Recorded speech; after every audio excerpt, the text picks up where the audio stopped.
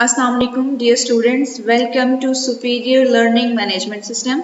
आज हम chemistry part 1 chapter number 7 thermochemistry discuss करेंगे। थर्मोकेमिस्ट्री जैसा कि आप टर्म देख सकते हैं, थर्मो मीन्स हीट। हीट क्या है? Is a form of energy. जबकि हम केमिस्ट्री की बात करते हैं तो chemistry is the study of chemical changes. तो थर्मोकेमिस्ट्री केमिस्ट्री की वो ब्रांच है जिसमें हम केमिकल रिएक्शंस के अंदर हीट चेंजेस को स्टडी करते हैं। हीट चेंजेस यूजुअली दो तरह के होते हैं, हीट एब्जॉर्ब होती है या हीट इवॉल्व होती है। जब भी हम बॉन्ड ब्रेकिंग की बात करेंगे तो बॉन्ड ब्रेकिंग के लिए एनर्जी की ज़रूरत होती है। It means bond breaking energy absorb करेगा, एब्जॉर्ब करने की वजह से होगा, जबकि बॉन्ड फॉर्मेशन के रिजल्ट में एनर्जी रिलीज होती है। एनर्जी का SI unit joule and kilo joule है, जबकि दूसरे यूनिट्स में हम कैलोरी भी यूज़ करते हैं। फिर इसके बाद हम हीट चेंजेस की बेस पे केमिकल रिएक्शंस को दो कैटेगरीज में कैटेगराइज करते हैं, endothermic reactions and exothermic reaction. Endo means in. Endothermic reactions ऐसे रिएक्शंस होते हैं जिसके रिजल्ट में हीट एब्जॉर्ब होती है। हीट एब्जॉर्ब होगी तो ऑब्वियसली सिस्टम सराउंडिंग से हीट एब्जॉर्ब करेगा, तो सराउंडिंग का टेम्परेचर डिक्रीज हो जाएगा। एंडोथर्मिक रिएक्शंस ऐसे सिस्टम के लिए एप्लीकेबल हैं जिनके सराउंडिंग का टेम्परेचर हाई होता है। जबकि एक्सोथर्मिक रिएक्शंस की बात की जाए तो एक्सो मीन आउट, हीट रिलीज होगी ऑब्वियसली सिस्टम से सराउंडिंग में हीट रिलीज होगी तो सराउंडिंग का टेम्परेचर बढ़ जाएगा। एक्सोथर्मिक रिएक्शंस ऐसे सिस्टम्स के लिए एप्लीकेबल हैं जिनके सराउंडिंग में टेम्परेचर लो होता है। उसके बाद एक इम्पॉर्टेंट टर्म है स्पॉन्टेनियस रिएक्शंस। स्पॉन्टेनियस रिएक्शंस ऐसे रिएक्शंस होते हैं जो खुद ब खुद होते हैं, जिनको प्रोसीड करने के लिए किसी एक्सटर्नल सोर्स या एक्सटर्नल एनर्जी की जरूरत पेश नहीं आती। जैसे कि वाटर अगर हाई लेवल से लो लेवल की तरफ आ रहा है तो वो खुद ब खुद आएगा, उसको हमें प्रोसीड नहीं करना पड़ेगा। इट मीन्स कि स्पॉन्टेनियस रिएक्शंस जो हैं वो यूनिडायरेक्शनल होते हैं और इरिवर्सिबल होते हैं, और ये नेचर में क्योंकि एग्जिस्ट कर रहे हैं तो spontaneous reactions are real reactions.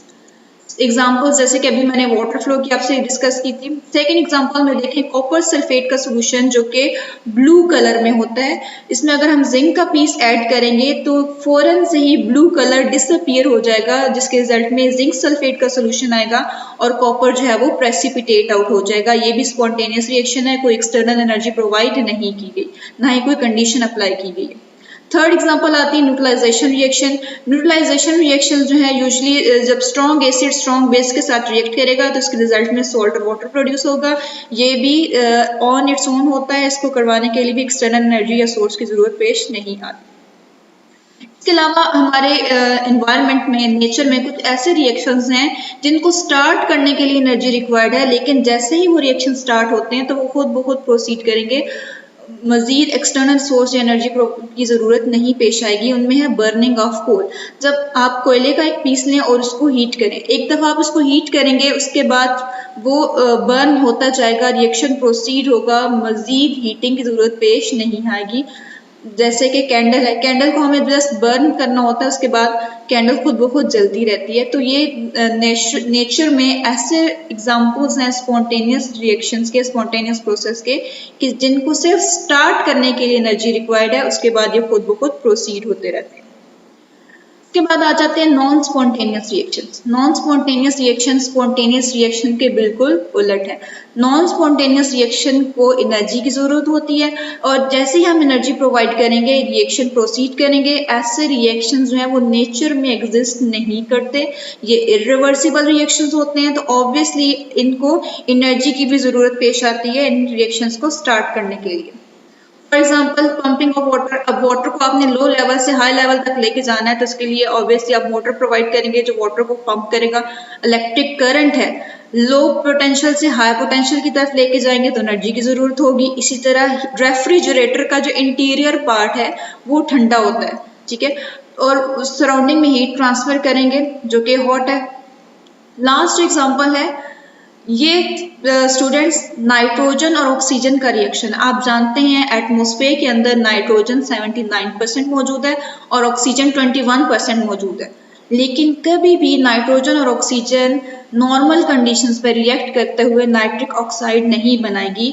ये हमेशा लाइटनिंग के रिजल्ट में प्रोड्यूस होगा। जब बिजली चमकती है तो नाइट्रोजन ऑक्सीजन के साथ कंबाइन होता है जिसके रिजल्ट में नाइट्रिक ऑक्साइड प्रोड्यूस होता है।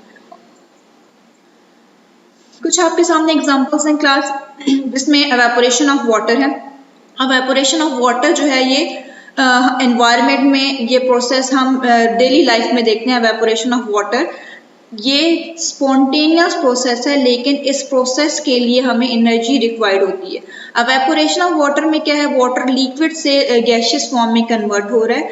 आप देखते हैं एक जगह पे पानी मौजूद है, लेकिन कुछ टाइम के बाद आहिस्ता आहिस्ता वाटर जो है वो वेपोरेट हो जाता है। कैसे वेपोरेट होता है, वाटर सराउंडिंग से एनर्जी एब्जॉर्ब करता है और गैसियस फॉर्म में कन्वर्ट हो जाता है। और इस गैसियस फॉर्म में कन्वर्जन के लिए 44 किलो जूल पर मोल एनर्जी की रिक्वायर्ड होती है, जो कि सिस्टम या वाटर जो है वो सराउंडिंग से एब्जॉर्ब कर लेता है।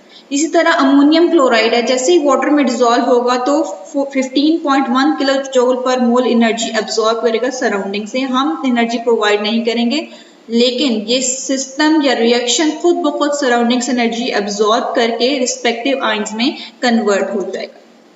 उसके बाद कुछ मजीद टर्म्स जो कि हम आगे चल के इस चैप्टर में यूज करेंगे। सबसे पहले आ रहा है सिस्टम। सिस्टम क्या है, anything in the universe which is under observation. ये ऐसी कोई भी चीज जिसको हम स्टडी कर रहे हो सिस्टम कहलाता है। फॉर एग्जांपल यहाँ पे हमारे पास कॉनिकल फ्लास्क शो की गई है। कॉनिकल फ्लास्क के अंदर कुछ मिक्सचर होगा, कोई रिएक्टेंट्स होंगे, इन रिएक्टेंट्स को हम सिस्टम कहेंगे। उसके बाद टर्म यूज की जा रही है सराउंडिंग। सराउंडिंग क्या है, सिस्टम के अलावा यूनिवर्स में जितनी भी चीजें हैं वो सराउंडिंग कहलाएंगी। लास्ट टर्म है बाउंड्री स्लाइड की। बाउंड्री क्या है, जो ऐसी इमेजिनरी लाइन या रियल लाइन जो सिस्टम को और सराउंडिंग को सेपरेट करे, बाउंड्री कहलाती है। उसके बाद state of A system. State of A system क्या है, ये कंडीशन है। कंडीशन आपको एग्जांपल से एक्सप्लेन करती हूँ। जैसे कि कॉपर सल्फेट का सोल्यूशन, उसमें जिंक ऐड किया जा रहा है, तो ये फौरन से जिंक सल्फेट और कॉपर में कन्वर्ट होगा। जब हमने रिएक्शन स्टार्ट किया था तो टेम्परेचर था T1, लेकिन जैसे ही हमने रिएक्टेंट्स प्रोडक्ट में कन्वर्ट होंगे तो ये खुद ब खुद टेम्परेचर T1 से T2 में कन्वर्ट हो गए। इस चेंज को हमने डेल्टा T से रिप्रेजेंट किया है। तो बेसिकली टेम्परेचर T1 T2 का है, ये कंडीशंस हैं जो कि एक सिस्टम पे अप्लाई करें, और इन्हीं कंडीशंस को हम स्टेट ऑफ ए सिस्टम कहते हैं। स्टूडेंट्स, नेक्स्ट इंपॉर्टेंट टर्म है हमारे पास स्टेट फंक्शन। स्टेट फंक्शन क्या है, ये एक मैक्रोस्कोपिक प्रॉपर्टी है। मैक्रोस्कोपिक प्रॉपर्टी ऐसी प्रॉपर्टी है जिसको हम इजीली मेजर कर सकते हैं, और ऐसी वैल्यूज जिसकी इनिशियल और फाइनल स्टेट्स हो।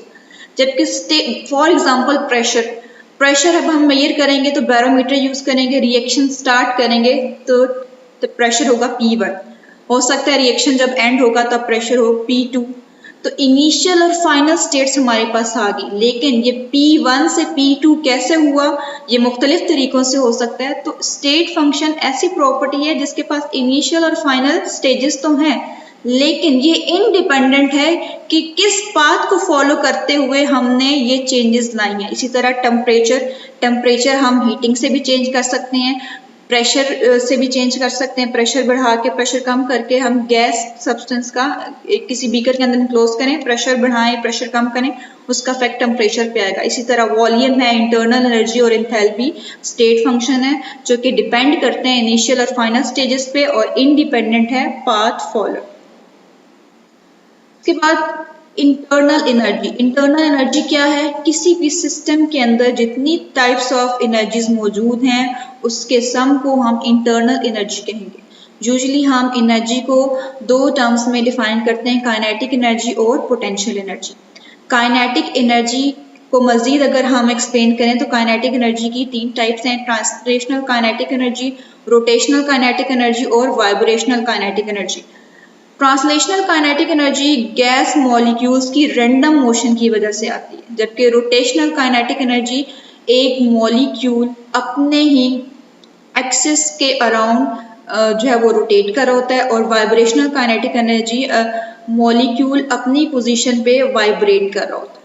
जबकि हम पोटेंशियल एनर्जी की बात करें तो potential energy is the sum of all types of bond and van der Waals forces. तो बेसिकली ये 5 टाइप्स ऑफ एनर्जी या फोर्सेस मिल के इसको सम करेंगे तो हमारे पास इंटरनल एनर्जी आ जाएगी।